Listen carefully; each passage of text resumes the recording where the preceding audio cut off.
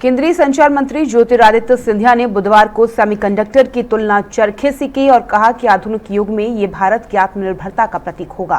India mobile Congress 2025 में बोलते हुए सिंधिया ने कहा कि आज सेमीकंडक्टर स्वदेशी और आत्मनिर्भरता की उसी भावना का प्रतिनिधित्व करते हैं जैसा कि भारत के स्वतंत्रता संग्राम के दौरान चरखे ने किया था।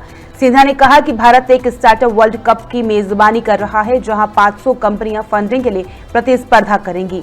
उन्होंने डिजिटल और टेलीकॉम सेक्टर में भारत की तेज प्रगति का जिक्र किया और कहा कि प्रधानमंत्री मोदी के नेतृत्व में देश 4G system, democracy, demography, digital first approach और डिलीवरी द्वारा संचालित एक नई टेक्नोलॉजी क्रांति देख रहा है।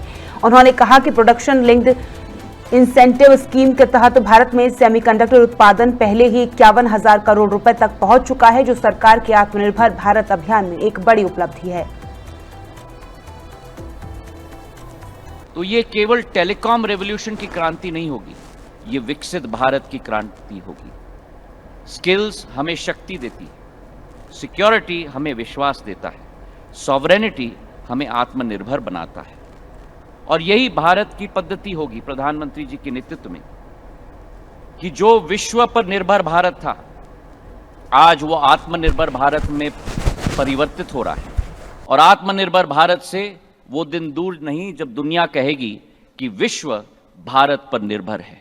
Honorable Prime Minister has always said, and I quote, India is not just a participant in the digital revolution, India is leading it, unquote.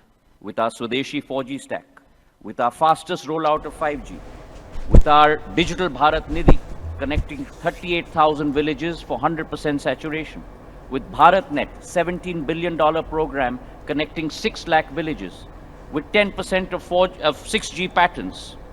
And therefore today IMC 2025 will be that symphony